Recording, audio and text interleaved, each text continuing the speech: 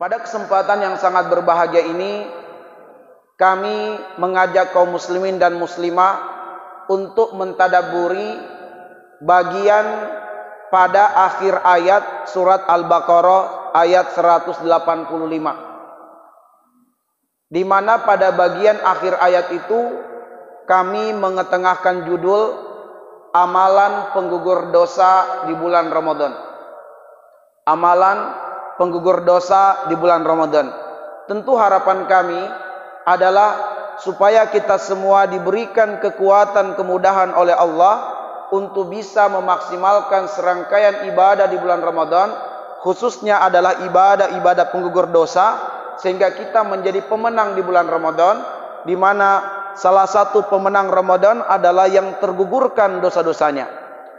Dan sekaligus kita terhindarkan dari manusia-manusia yang oleh Nabi disebutkan sebagai manusia yang celaka, yaitu mereka yang berjumpa dengan Ramadan tapi tidak mendapatkan pengampunan dari Allah Subhanahu wa taala. Ma'asyiral muslimin, azani Allah wa iyyakum. Mari kita mentadabburi akhir ayat surat Al-Baqarah ayat 185. Akhir ayat yang kami maksudkan adalah firman Allah Subhanahu wa taala. Saya bacakan ayatnya. A'udzu billahi minasy syaithanir rajim. Walitukmilul 'iddata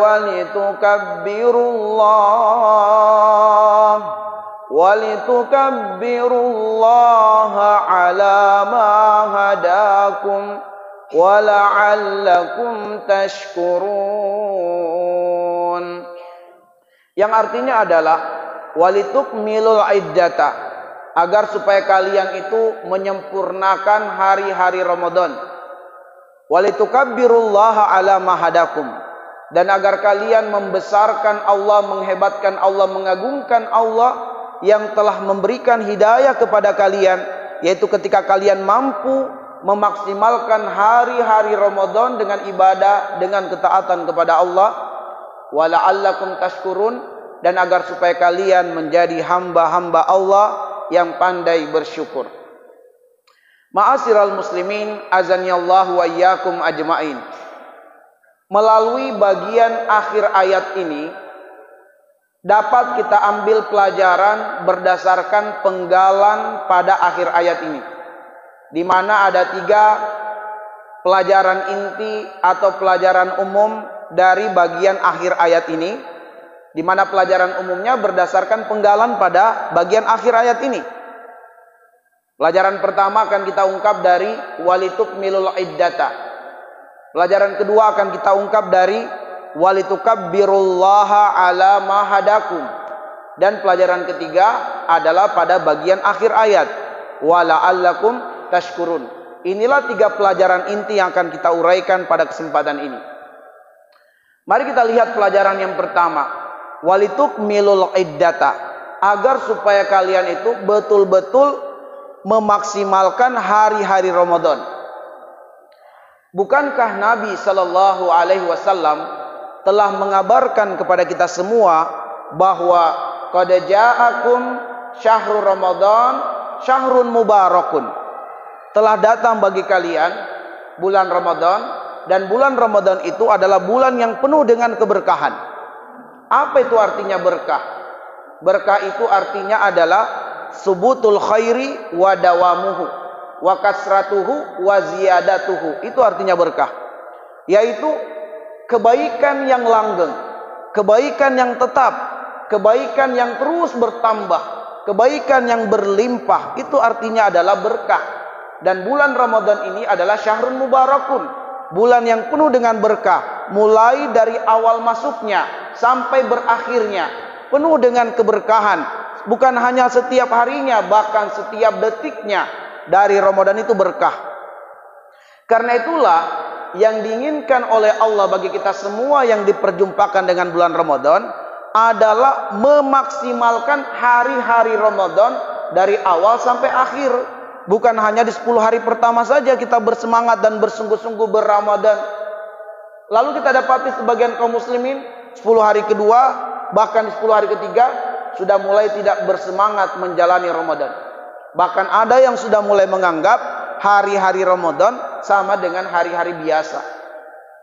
Padahal yang diinginkan Allah, walitukmilul iddah, sempurnakan hari-hari Ramadan, maksimalkan 1 bulan ini dengan taat, dengan ibadah. Ma'asyiral muslimin azanillahu wa iyyakum ajmain. Dengan cara apa kita mengisi Ramadan? Dengan ibadah seperti apa yang mesti kita maksimalkan di bulan Ramadan? Allah jawab di ayat 186. Allah berfirman, "Wa idza sa'alaka 'ibadi 'anni fa inni qarib ujibu da'watad da'i idza da'an falyastajibu li wal yu'minu bi la'allahum yarshudun." Ada 4 di sana petunjuk Allah untuk kita maksimalkan di bulan Ramadan. Dan 4 hal itu, pertama adalah takarrub kepada Allah. Di bulan Ramadan perbanyak takarrub. Yang kedua, di bulan Ramadan perbanyak berdoa. Di bulan Ramadan bersegera lakukan kebaikan dan jangan menunda-nunda kebaikan. Dan di bulan Ramadan baguskan husnuzon kita kepada Allah. Baguskan, perbaiki tata iman kita kepada Allah Subhanahu wa taala. Yang pertama adalah takarrub kepada Allah Subhanahu wa taala. Takarrub itu sederhananya adalah bagaimana kita memetakan hidup kita, aktivitas kita di bulan Ramadan berdasarkan 5 hukum dalam ilmu fikih sebagaimana dijelaskan oleh para ulama. Karena takarrub itu dalam bentuk menjalankan perintah dan meninggalkan larangan. Makanya kita mesti memetakan hidup kita di bulan Ramadan ini berdasarkan 5 hukum. Kita tahu dalam ilmu usul ada 5 hukum dalam ilmu fikih. Ada wajib, ada sunnah, ada mubah, ada makruh, ada haram. Wajib itu adalah ma yusabu ala fi'lihi wa yu'aqabu ala tarkihi. Kalau dikerjakan dapat pahala, ditinggalkan dapat dosa. Sunnah ma yusabu ala fi'lihi wa la yu'aqabu ala tarkihi. Kalau dilaksanakan dapat pahala, kalau ditinggalkan tidak berdosa. Mubah ma la yusabu ala fi'lihi wa la yu'aqabu ala tarkihi. Dikerjakan tidak dapat pahala, ditinggalkan tidak berdosa. Kalau makruh ma yusabu ala tarkihi wa la yu'aqabu ala fi'lihi. Kalau ditinggalkan dapat pahala, dikerjakan tidak berdosa, itu makruh. Yang haram ma yusabu ala tarkihi wa yu'aqabu ala fi'lihi. Kalau ditinggalkan dapat pahala, kalau dikerjakan dapat dosa, itu haram. Nah, bagaimana di bulan Ramadan ini kita petakan aktivitas kita, kita petakan perbuatan kita sebelum kita lakukan. Itulah perkataannya Imam Bukhari, al ilmu qablal qauli wal amal. Sebelum kita berucap, sebelum kita berbuat, lihat dulu ini perbuatan yang akan saya ucapkan, perbuatan yang saya amalkan masuk dalam kategori mana ini dari 5 hal. Al ilmu qablal qauli wal amali. Ilmu itu harus mendahului ucapan dan perbuatan. Nah, misalnya apabila di bulan Ramadan kita dapati suatu perbuatan hukumnya wajib, rumusnya adalah laksanakan, sempurnakan. Itu rumusnya kalau wajib. Jadi kalau suatu perbuatan di bulan Ramadan kita dapati hukumnya wajib, rumusnya laksanakan, sempurnakan pelaksanaannya. Itu rumusnya wajib. Misalnya sholat 5 waktu wajib. Kalau begitu laksanakan sholat 5 waktu, sempurnakan pelaksanaannya, waktunya, tempatnya, dan caranya. Puasa Ramadan wajib, laksanakan, sempurnakan pelaksanaan puasa Ramadan. Ada yang mau berzakat mal di bulan Ramadan, sempurnakan zakatnya, laksanakan, sempurnakan. Itu rumusnya kalau wajib. Zakat fitrah nantinya, laksanakan, sempurnakan pelaksanaannya. Keluarkan zakat di waktu bolehnya dan di waktu wajibnya. Jangan sampai belum masuk waktu kebolehan sudah keluarkan zakat. Salah dan keliru. Itu rumusnya wajib. Apabila suatu perbuatan kita dapati hukumnya sunnah, rumusnya adalah perbanyak variasikan. Perbanyak dan variasikan. Itu rumusnya kalau sunnah. Misalnya baca Quran, hukumnya apa di bulan Ramadan? Sunnah. Kalau begitu perbanyak baca Quran di bulan Ramadan. Zikir, sunnah, perbanyak zikir di bulan Ramadan. Berdoa, sunnah, perbanyak berdoa di bulan Ramadan. Apalagi yang kemudian kita dapati hukumnya sunnah, perbanyak di bulan Ramadan. Dan variasikan. Variasikan maksudnya, mungkin kita lemah melakukannya pada satu waktu, ganti dengan ibadah lain. Kita lemah baca Quran, ganti dengan sedekah. Kita lemah sedekah, ganti dengan istighfar. Jadi ibadah sunnah itu perbanyak, variasikan. Ya, sebab terkadang ada seseorang di satu waktu, ada yang lemah baca Quran. Dia cuma bisa bersandar, duduk-duduk, nggak bisa baca Quran. Capek, lelah, ngantuk. Ganti dengan istighfar. Astagfirullah, astagfirullah. Terus. Nah, itu kalau sunnah. Rumusnya adalah perbanyak, variasikan. Apabila perbuatan itu hukumnya mubah, maka rumusnya adalah kurangi di bulan Ramadan. Nonton, selagi nonton kontennya benar, berita misalnya, hukumnya mubah, kurangi. Ya. Tidur di siang hari Ramadan, mubah hukumnya, kurangi. Tidur di malam hari, mubah hukumnya, kurangi. Sebab Allah mengatakan, kanu qalilan minal laili ma yahja'un. Ciri-ciri calon penghuni surga itu adalah sedikit tidurnya di waktu malam. Dia banyak isi malamnya dengan ibadah. Jadi walaupun tidak salah kalau kita tidur, karena nggak berdosa kalau kemudian kita tidur, dan juga tidak dapat pahala kalau kita tidur. Jadi yang benar adalah kita kurangi gitu. Kita kurangi. Itu kalau hukumnya mubah. Maksudnya dengan dikurangi kita bisa melakukan yang sunnah atau yang wajib. Lalu kemudian apabila kita dapati perbuatan itu hukumnya makruh, rumusnya adalah hindari. Walaupun tidak berdosa dengan mengerjakan, tapi hindari. Contohnya, antara subuh dengan waktu isyraq tercela hukumnya tidur. Hukumnya makruh. Dibenci oleh Allah Subhanahu wa taala. Walaupun tidur antara subuh dan isyraq tidak berdosa.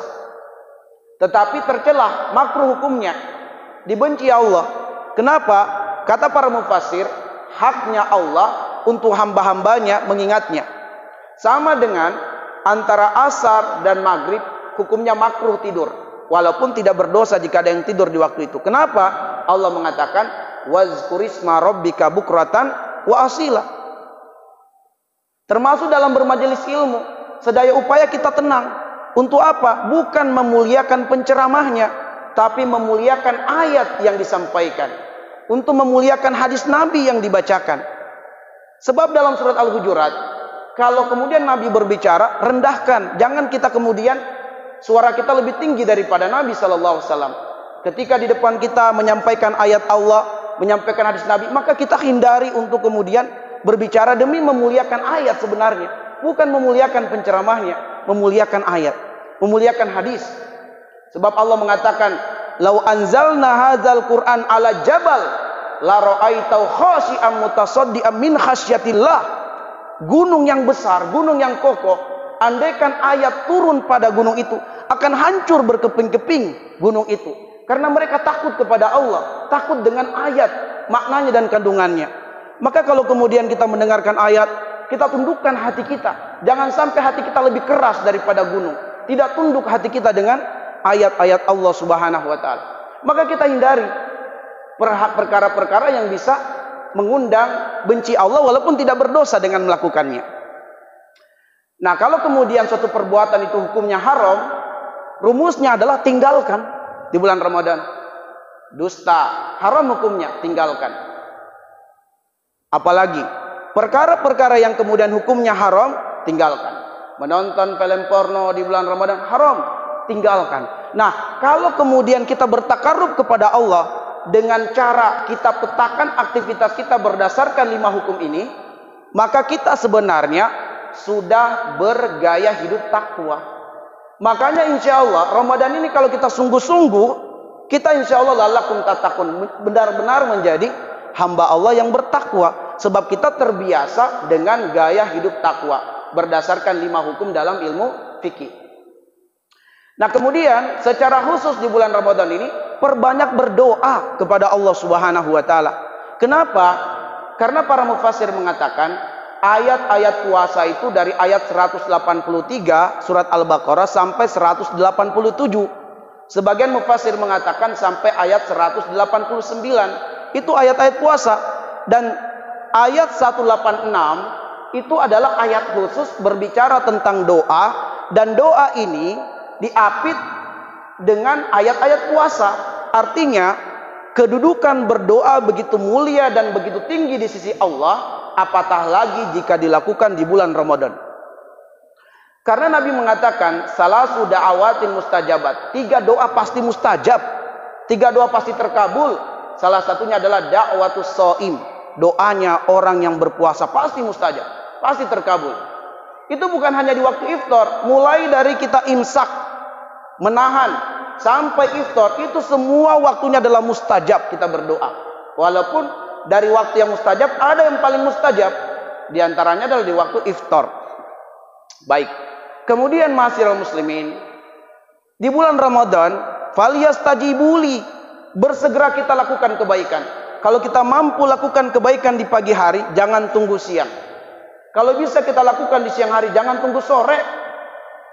Kalau bisa di waktu sore, jangan tunggu malam.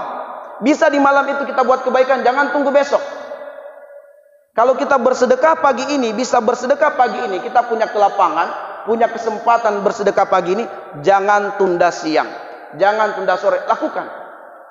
Falyastajibuli. Dan ternyata kalau kita lihat di dalam surat Al-Anfal ayat 24, Allah mengatakan, ya ayyuhalladzina amanu istajibu lillahi walir rasul idza da'akum lima yuhyikum.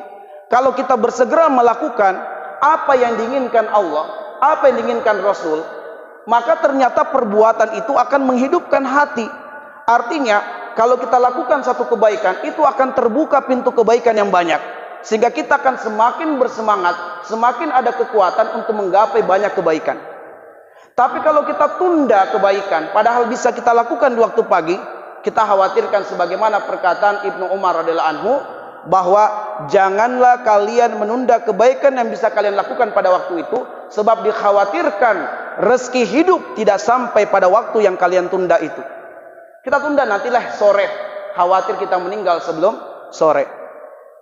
Ada salah seorang pegiat medsos, ya, yang kemudian tak perlu saya sebut namanya, dia adalah seorang perempuan yang telah menjual kecantikannya, kemolekan tubuhnya kepada laki-laki hidung belang melalui Facebook. Yang lalu kemudian adalah laki-laki yang kemudian mengunjungi, kemudian berchattingan dengannya sampai janjian untuk melakukan hubungan zina. Itu kejadiannya di Bogor. Ya. Si laki-laki yang pada akhirnya nanti membunuh perempuan itu adalah mahasiswa di Bogor ini, di salah satu kampus. Tak perlu saya sebut kampusnya, sebab ini aib bagi kampus tersebut. Kemudian perempuan ini tinggal antara perbatasan Depok dengan Citayam. Nah, si perempuan ini dia menjual dirinya, 1 jam sekian tarifnya. Nah, waktu itu saya diminta mengisi kajian karena ketika kemudian meninggalnya perempuan ini viral sebab dibunuh oleh laki-laki yang saya sebutkan tadi. Dan saya waktu itu diminta untuk mengisi kajian membedah peristiwa tersebut. Maka pada saat itu saya kemudian menelusuri siapa perempuan itu.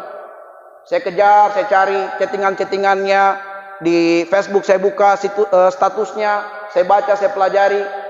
Kemudian akhirnya beberapa hal yang saya buat catatan, bahwa si perempuan ini dia aslinya orang Bandung dan dia adalah janda, punya anak-anak. Tapi kemudian karena kehidupan ekonomi yang sulit, dia datang ke Bogor untuk kemudian menjual diri dan dia ambil kontrakan di perbatasan antara Citayam dan Depok. Nah, kemudian dia sudah bertekad setelah sekian tahun dia jalani profesi sebagai pelacur, dia bertekad bahwa kejadian meninggalnya itu malam Ahad, malam Minggu. Nah, hari Jumat terakhir statusnya dia mengatakan bahwa hari Rabu depan saya mau berhenti dari melacur. Saya mau kembali ke Bandung mengurus anak-anak saya. Nah, dia rencana seperti itu. Dari mana saya tahu? Dari chattingan teman-temannya yang diwawancara oleh pihak kepolisian. Teman-temannya menyampaikan, sebab dia itu selalu berkomunikasi dengan teman-teman seprofesinya, bahwa dia akan melakukan ini, melakukan itu. Nah, dia mengatakan malam minggu ini adalah pelanggan terakhir saya. Pelanggan terakhir saya sebab saya mau berubah. Setelah itu saya mau kembali ke kampung halaman. Nah, begitu ceritanya. Jadi dia akan melayani pelanggan terakhir. Justru malam minggu itulah dia meninggal dunia. Dibunuh oleh laki-laki ini sebab laki-laki ini tidak puas menikmati tubuhnya dengan sekali. Dia pengen tambah, tapi perempuan ini sudah membuat syarat kalau pengen ronde kedua harus bayar lagi. Nah, si laki-laki tidak mau. Dia bilang, utanglah dulu. Enggak bisa, harus bayar. Akhirnya perempuan itu dibunuh. Dibunuh di kamar kosnya. Nah, ini ambil pelajarannya apa? Jangan tunda-tunda bertobat. Sebab belum tentu kemudian waktu yang kita tunda bertobat itu menjadi rezeki kita. Khawatir tidak menjadi rezeki kita, meninggal dalam keadaan menghalalkan perbuatan zina. Nauzubillah summa nauzubillah min zalik. Nah, kemudian ma'asyiral muslimin, azanillahu wa iyyakum. Yang keempat adalah di bulan Ramadan perbagus iman kita kepada Allah. Wal yu'minu bi, sebab terkadang di bulan Ramadan kita pun mendapati ujian dari Allah yang tidak menyenangkan. Ada di antara kaum muslimin di bulan Ramadan ini yang dirampok rumahnya ketika dia tarawih, dirampok, habis hartanya. Ada di bulan Ramadan ini kaum muslimin yang terjadi kebakaran, terbakar rumahnya. Ada kaum muslimin yang kena tipu, uangnya di ATM habis ludes. Ada. Sekarang coba renungi firman Allah surat Al-Anbiya ayat 35. Allah mengatakan, "Wa nabluukum bisyarri wal khairi fitnah wa ilaina turja'un." Kami, kata Allah, menguji kamu dengan keburukan. Menguji kamu dengan keburukan. Apa itu keburukan? Mala yulaimu at-tabi'ah. Apa yang secara tabiat kita tidak suka, kita diuji dengan itu. Dan kami pun akan menguji kamu dengan hal-hal yang menyenangkan. Fitnah benar-benar menjadi cobaan. Wa ilaina turja'un. Kepada kamilah kalian akan dikembalikan. Nah, ada di bulan Ramadan ini kita diuji dengan keburukan. Maka ayat ini mengajarkan kepada kita wal yu'minu bi. Ujian apapun itu, baguskanlah husnuzon kepada Allah Subhanahu wa taala. Asa an takrahu syai'an fa huwa khairul lakum wa asa an tuhibbu syai'an fa huwa syarrul lakum wallahu ya'lamu wa antum la ta'lamun. Boleh jadi kamu tidak suka musibah itu, bala itu, tapi itulah yang terbaik dalam ilmu Allah. Boleh jadi yang kamu inginkan ternyata buruk dalam ilmu Allah. Allah Maha tahu dan kamu tidak tahu. Disinilah kemudian kita kembalikan urusan kepada Allah, sebab Allah mengatakan dalam surat At-Taghabun ayat 11, ma asaba min musibah illa biiznillah. Tidak akan pernah terjadi musibah apapun bentuknya kecuali atas izinnya Allah, atas kehendaknya Allah Subhanahu wa taala. Baik. Kemudian ma'asyiral muslimin, kita melangkah pada pelajaran yang kedua, yaitu pada penggalan ayat walitukabbirullaha ala mahadakum, agar supaya kalian mengagungkan, membesarkan, menghebatkan Allah yang telah memberikan hidayah kepada kalian. Ini merupakan terapi untuk menghapus, mendelet di hati kita penyakit ujub. Apa itu ujub? Ujub itu adalah ijabul mar'i binafsihi. Seseorang yang kagum terhadap amal solehnya. Itu bahaya. Sebab penghapus amal soleh itu, penghapus amal soleh, ada faktor dari luar, ada faktor dari dalam. Faktor dari luar itu adalah riya, faktor dari dalam itu ujub. Ini dua-duanya berbahaya. Sebab dua-duanya ini saking berbahayanya, dia bagaikan semut hitam yang berjalan di atas batu hitam dalam kegelapan malam. Begitu halus dia menyusup masuk ke dalam hati kita dan merusak amal soleh kita. Riya dan ujub. Riya faktor dari luar, ujub faktor dari dalam. Misalnya seseorang mengatakan, kalau bukan saya, dalam hatinya dia tidak bilang ke orang, kalau bukan saya nggak jadi ini masjid. Dalam dirinya beda. Kalau riya itu memang sengaja ingin menonjolkan supaya dia terkenal di mata manusia, sebab dia pengen pujian manusia. Kalau ujub tidak, dia tidak nampak itu, tapi dalam hatinya, kalau bukan saya ini nggak jadi ini masjid. Atau ada yang mengatakan di antara jamaah di masjid, dalam hatinya nih ya, dalam hatinya dia mengatakan di antara jamaah ini saya yang paling soleh, saya yang paling alim, saya ini paling senior di sini, saya ini paling kokoh di sini. Nah, ini berbahaya. Ini penyakit ujub. Ijabul mar'i binafsihi. Bangganya, ujubnya seseorang pada dirinya sendiri. Dia melupakan Allah Subhanahu wa taala. Dia anggap itu terjadi karena kehebatan dia, kemuliaan dirinya, bukan karena pertolongan Allah. Makanya ma'asyiral muslimin, terapi penyembuhan penyakit riya dan ujub ini adalah iyyaka na'budu wa iyyaka nasta'in. Iyyaka na'budu itu terapi utama menghilangkan penyakit riya. Bahwa kita beribadah itu semata-mata untuk Allah, bukan untuk yang lain. Itu terapi penyembuhan dari penyakit riya.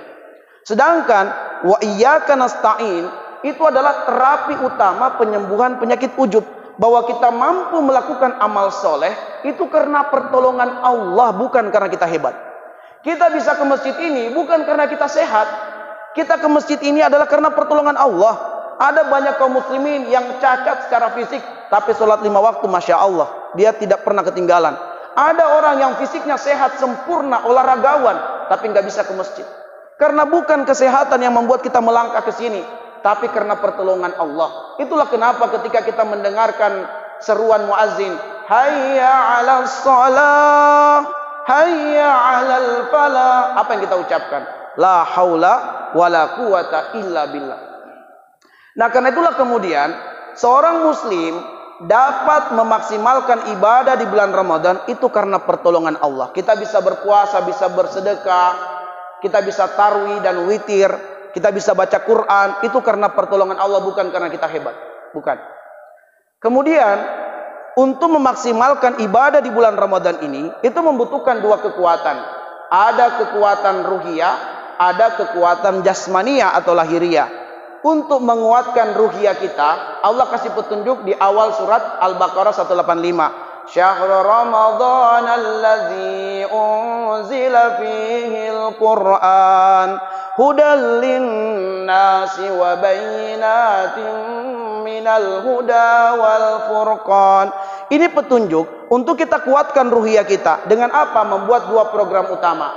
Program khataman Al-Quran, Syahrul Ramadan allazi unzila fil Qur'an. Yang kedua adalah program menjadikan Ramadan sebagai momentum baca Quran dengan terjemahan. Hudal linnas wa bayyinatin minal huda wal furqan.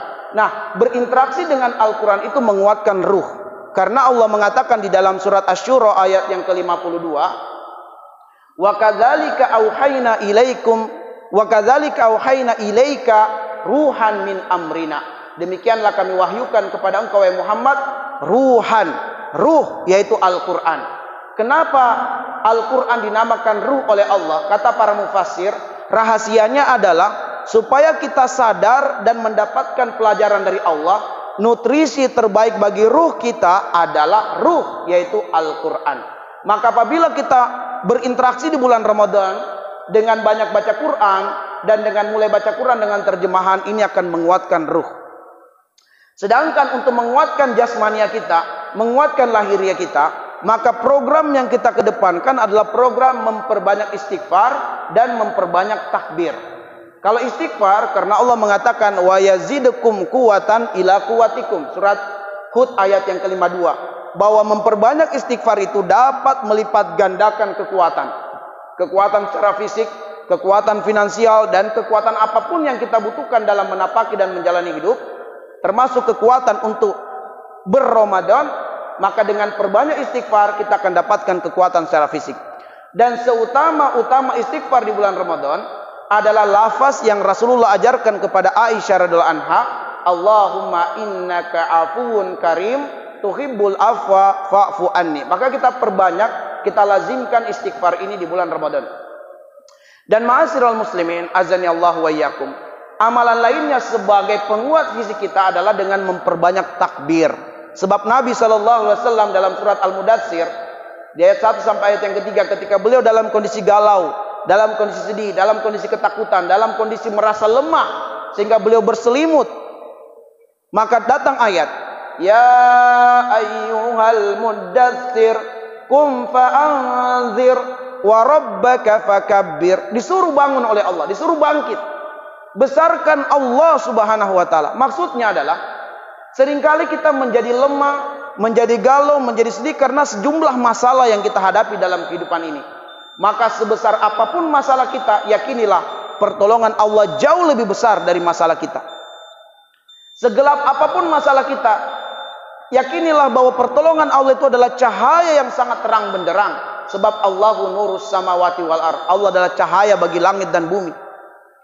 Maka ma'asyiral muslimin, tidak ada masalah yang besar karena Allah maha besar. Maka dengan kita menjadi berat beribadah, bertakbirlah Allahu Akbar, Allahu Akbar. Sebab kekuatan dari Allah lah yang akan membuat kita menjadi kuat untuk menjalankan ketaatan kepadanya. Pelajaran yang terakhir, ma'asyiral muslimin, wala'allakum tashkurun, agar supaya kalian menjadi hamba-hamba Allah yang pandai bersyukur.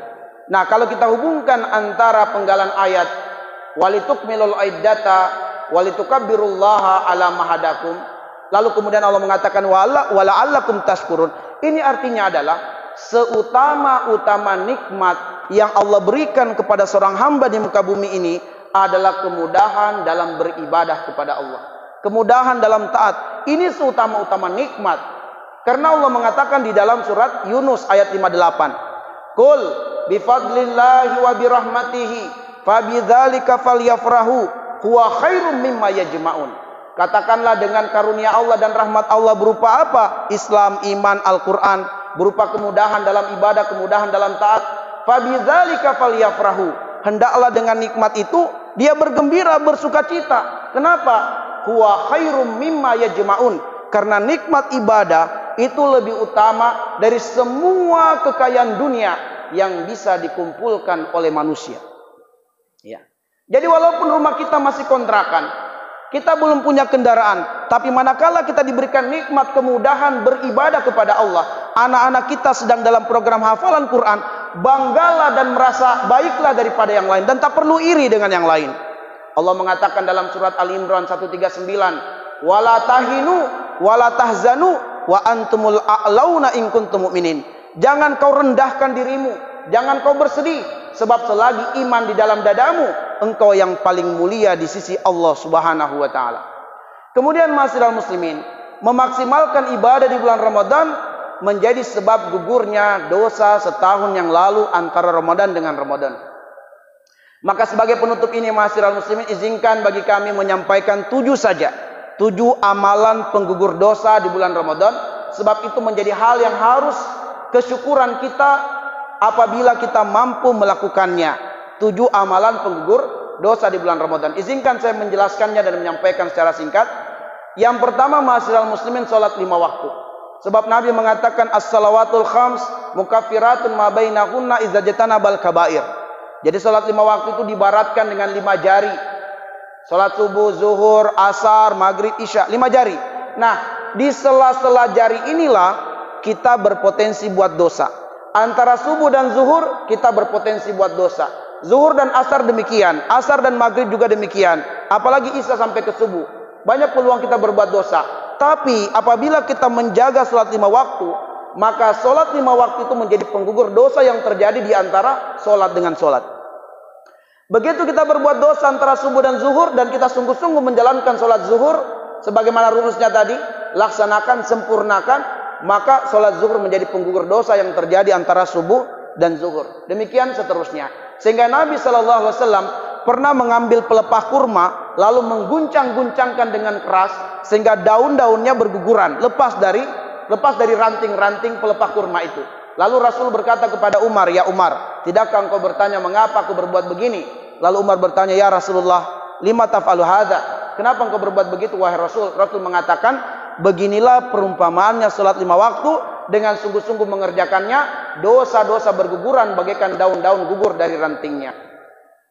Amalan yang kedua adalah puasa Ramadan. Sebab Nabi mengatakan, man shoma ramadhana imanan wa ihtisaban ghufira lahu ma taqaddama min dzambi.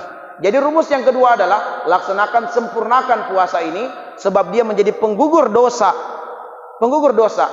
Baik. Kemudian yang ketiga adalah salat sunat tarawih dan juga witir. Sebab Nabi mengatakan, man qama ramadhana imanan wa ihtisaban ghufira lahu ma taqaddama min dzambi. Siapa yang menjalankan salat tarawih dan juga witir di malam Ramadan karena Allah dia lakukan, mengharapkan pahala, perbuatan itu menggugurkan dosa.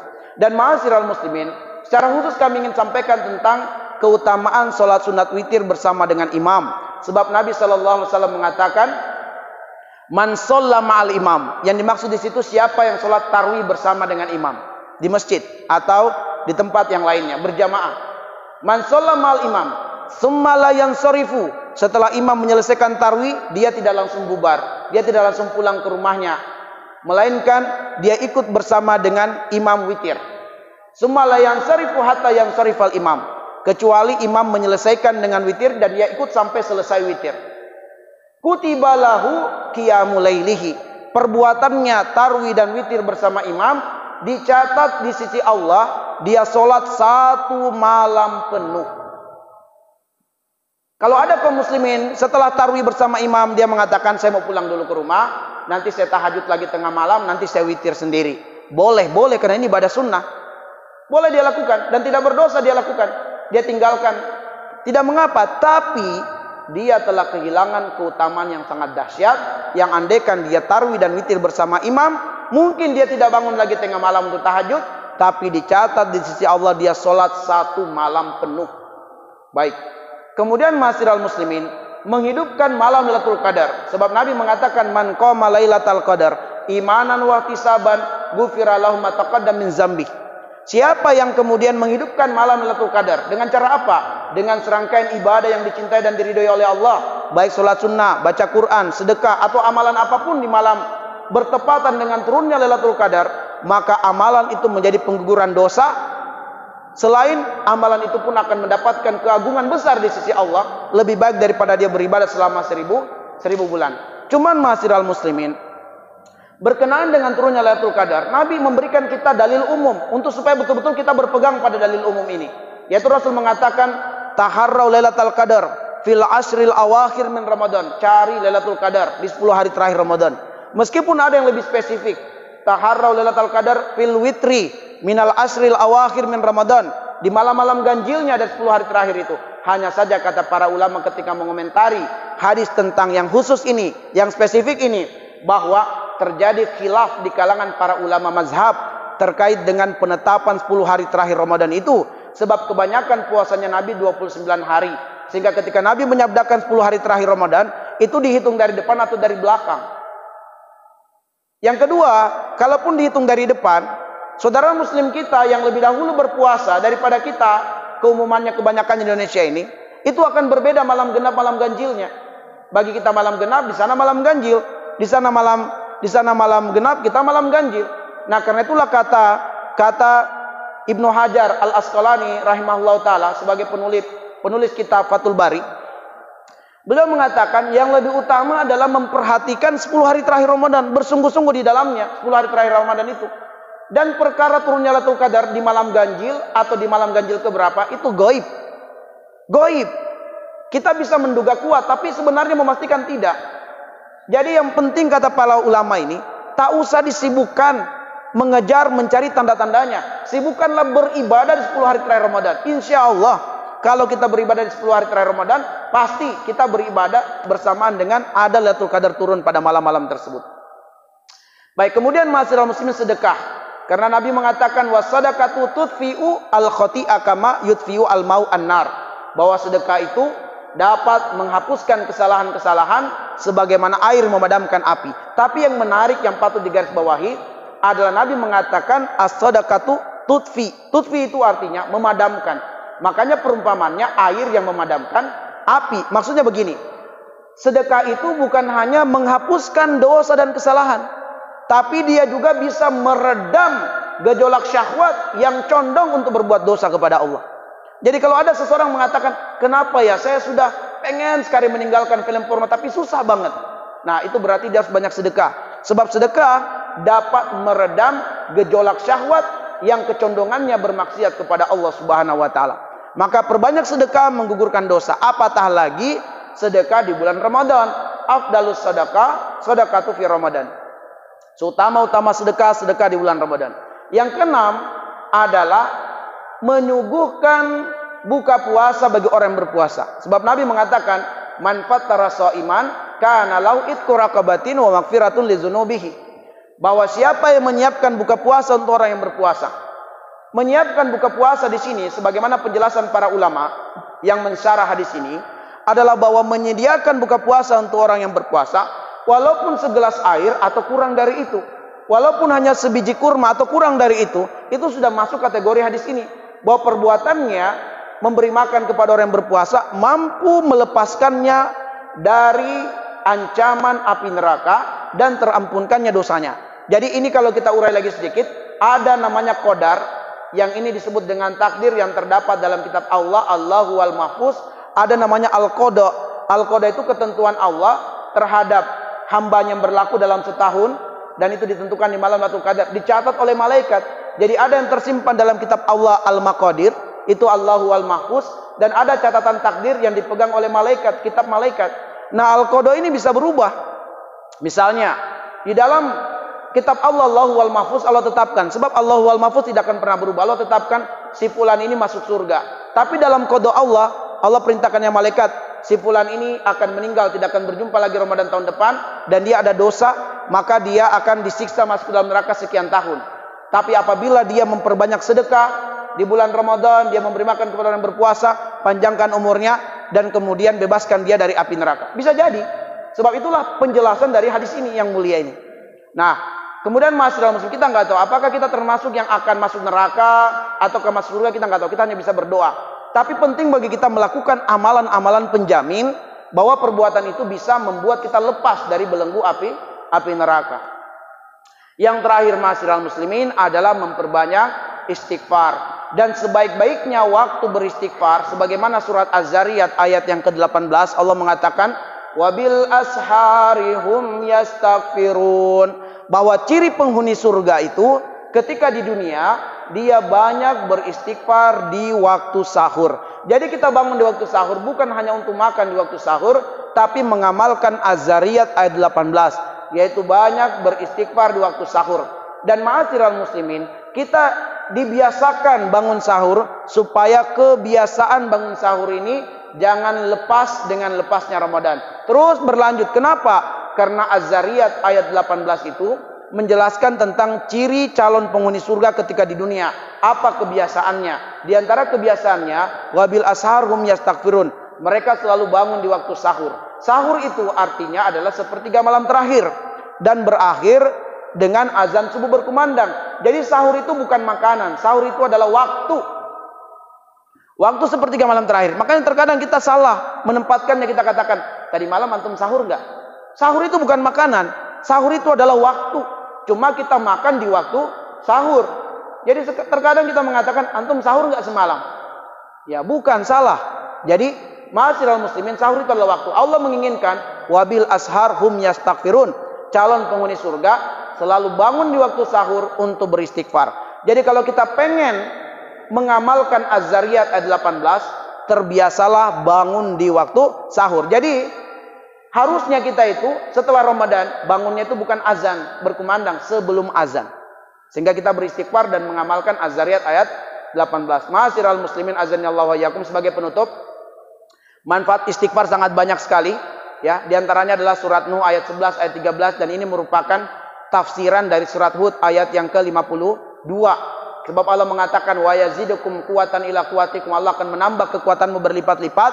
Di antara makna kekuatan berlipat-lipat pertama adalah kekuatan finansial. Sebab Allah mengatakan wa yumdidukum bi amwal, Allah akan membanyakkan keran-keran rezekimu dan melancarkan keran-keran rezeki. Jadi kekuatan finansial akan ditambah oleh Allah Subhanahu wa taala dengan banyak istighfar.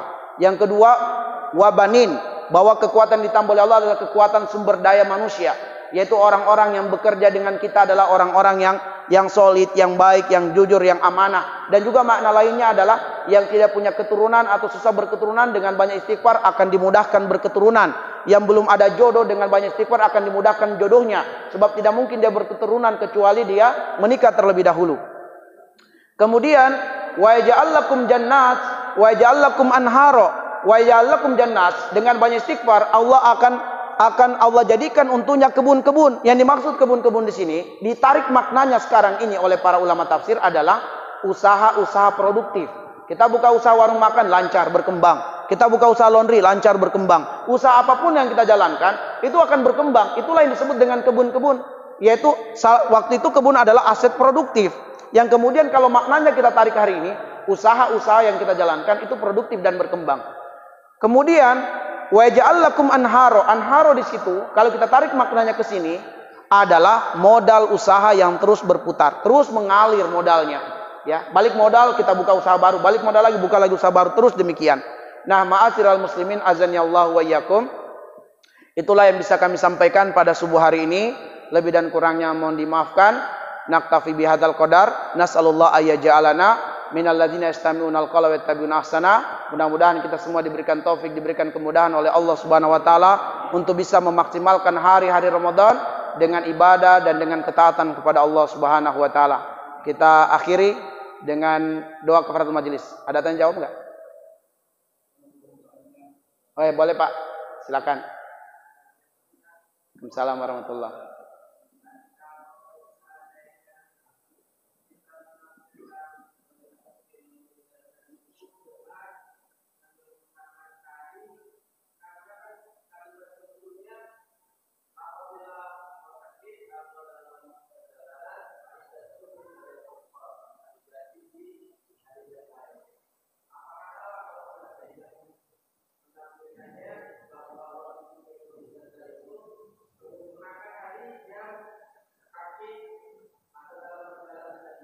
Ya. Jadi walitukmilul iddata, memang di sini kita buka tafsir bahwa ternyata banyak perluasan dari makna itu. Walitukmilul iddata, sempurnakan bilangan Ramadan, maksudnya adalah sempurnakan beribadah itu 30 hari Ramadan. Bagi yang kemudian terhalang menjalankan ibadah di bulan Ramadan, menjalankan ibadah puasa, dia sempurnakan di hari-hari yang lain. Itu diantara maknanya. Makna lainnya adalah dikaitkan dengan la'allakum tashkurun dan juga hadis Nabi sebagai syahrun mubarakun. Walitukmilul iddah, supaya kalian itu benar-benar memaksimalkan hari-hari Ramadan. Jangan cuma beribadah Ramadan di 10 hari pertamanya saja, lalu 10 hari terakhir mulai banyak agenda-agenda yang sifatnya mubah. Nah, jadi di situ juga maknanya adalah memaksimalkan hari-hari Ramadan. Ada yang patut kita perlu tiru kebiasaan di Timur Tengah, adalah mereka itu pulang kampungnya di Idul Adha, bukan di bulan Ramadan, bukan di Syawal. Karena mereka mengamalkan hadis seutama-utama kurban kita itu yang dimakan oleh kerabat kita, tetangga-tetangga kita. Makanya kebiasaan di Timur Tengah itu bukan pulang kampungnya itu di akhir-akhir Ramadan, pulang kampungnya itu di bulan Zulhijjah. 10 hari terakhir, 10 hari pertama Zulhijjah, disitulah mereka pulang kampung. Untuk kemudian kurbannya itu dimakan oleh tetangga-tetangganya, oleh kerabat-kerabatnya. Nah, justru kalau kita membiasakan pulang kampung di Syawal, ini bahayanya korbannya 10 hari terakhir. Yang harus kan, ya kita semakin kencangkan ibadah kita kepada Allah, justru malah kita sibuk dengan perkara mubah. Tidak berdosa, tidak salah, tapi itu mubah. Ya, mubah. Nah, coba kita buat, saya pribadi dengan keluarga, pulang kampungnya itu Zulhijjah. Bukan Ramadan. Bulan Ramadan maksimal kita ibadah, itikaf 10 hari terakhir Ramadan, bukan cari tiket bus yang kemudian kadang antri, kadang, tapi banyak ibadah yang kita korbankan. Padahal momen-momen yang juga berharga di bulan Zulhijjah dan seterusnya. Kalau kita pulang kampung, apa yang bisa kita lakukan di sana? Nggak ada keutamaan khusus. Beda kalau kemudian di bulan Zulhijjah ada keutamaan khusus, yaitu kita bergotong royong untuk membagikan daging kurban, atau kita berkurban di mana kurban kita dimakan oleh ahli kerabat kita. Sebab saya yakin kita yang kampungnya tentu di luar kota Bogor, yang lebih banyak kerabat kita ya di kampung kita, bukan di sini. Walaupun di sini ada, tapi kerabat kita lebih banyak di kampung kita. Cobalah kita targetkan kurban kita dimakan oleh kerabat-kerabat kita, tetangga-tetangga kita. Nah, karena itu saya dengan keluarga berkomitmen, walaupun kita nggak boleh haram, nggak ada haram. Silakan saja yang mau pulang kampung di akhir Ramadan. Cuman mari kita coba kembali berpikir dan merenung. Allah spesialkan bulan ini, kapan lagi kita bisa berjumpa dengannya? Belum tentu tahun depan menjadi rezeki kita. Harusnya bisa kita maksimalkan akhir Ramadan, mengejar pahala, malah kita sibuk dengan perkara mubah. Ya, bahkan akhir Ramadan seringkali pulang kampung itu disertai dengan emosi, kemarahan, rusak ibadah kita, puasa kita, karena belumlah tiket dapat tiket bosnya, waduh banyaklah kekacauan, kegelisahan yang terjadi yang bisa merusak ibadah kita. Jadi walitukmilul iddata memang sebaiknya kita buka tafsir, dan di situ penafsirannya adalah hendaknya kemudian kita sempurnakan bilangan Ramadan, bahwa beribadah Ramadan 31 bulan intinya. Jangan sampai kita beribadahnya cuma sekian hari di bulan Ramadan. Bagi yang berhalangan di bulan Ramadan, dia sempurnakan ibadah Ramadannya di luar bulan Ramadan. Dan di antara makna, perluasan maknanya adalah syukurilah berjumpa dengan Ramadan. Dengan cara apa? Sempurnakan hari-hari Ramadan dengan takarrub kepada Allah, atau dengan yang kita sebutkan tadi surat Al-Baqarah 186. Allahu a'lam bishawab. Baik, tafadhol. Waalaikumsalam warahmatullahi wabarakatuh.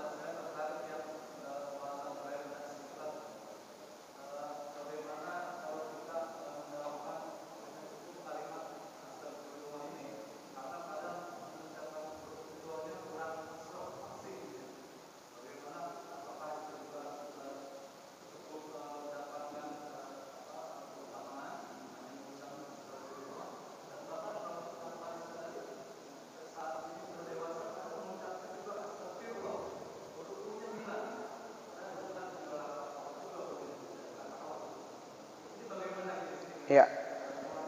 Baik. Bismillah, alhamdulillah, wassalatu wassalamu ala asrafil anbiya wal mursalin. Dan perkara sunnah itu adalah kita perbanyak dan kita variasikan.